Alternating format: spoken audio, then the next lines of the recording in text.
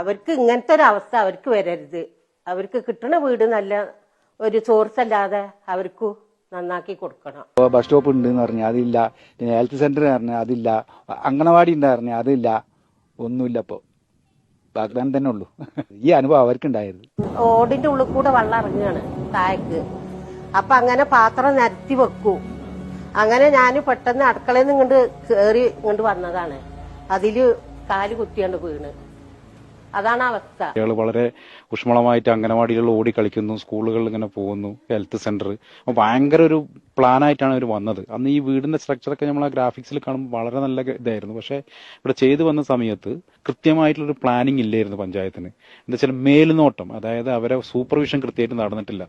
5 വർഷം മുൻപ് ഇവർ കുടിയിറങ്ങിയ ഭൂമിയിലാണ് ഇപ്പോഴത്തെ ഉരുൾപൊട്ടലിൽ മരിച്ചവർക്ക് കുഴിമാടം തീർത്തിട്ടുള്ളത്.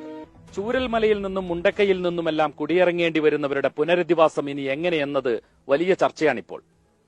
സമാനമായ ഒരു കുടിയിറക്കം 5 വർഷം മുൻപുണ്ടായിരുന്നു പുത്തുമലയിൽ. ചൂരൽമലയിൽ നിന്ന് പുത്തുമലയിലേക്ക് അധിക ദൂരമൊന്നുമില്ല. 5 വർഷം മുൻപ് സമാനമായ ദുരന്തം നേരിട്ടവർ വീടും മുറ്റവരുമെല്ലാം മണ്ണിനൊപ്പം ഒലിച്ചു പോകുന്നത് നോക്കി നിൽക്കേണ്ടി വന്നു.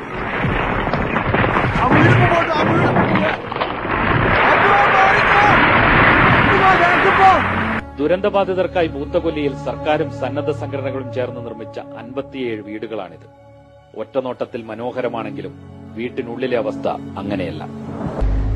ഇപ്പോഴത്തെ പോലെ ടൗൺഷിപ്പ്, സ്കൂള്, അംഗനവാടി, ആരോഗ്യ കേന്ദ്രം അങ്ങനെ പലതുണ്ടായിരുന്നു വാഗ്ദാനം. ഒരു വീടിന് 4 ലക്ഷം രൂപയാണ് സർക്കാർ സഹായം നൽകിയത്. വിവിധ സംഘടനകളും സ്ഥാപനങ്ങളും ചേർന്ന് 4 ലക്ഷം കൂടി നൽകി.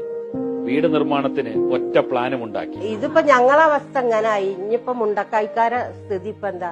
അവർക്ക് ഇങ്ങനത്തെ ഒരു അവസ്ഥ അവർക്ക് വരരുത്.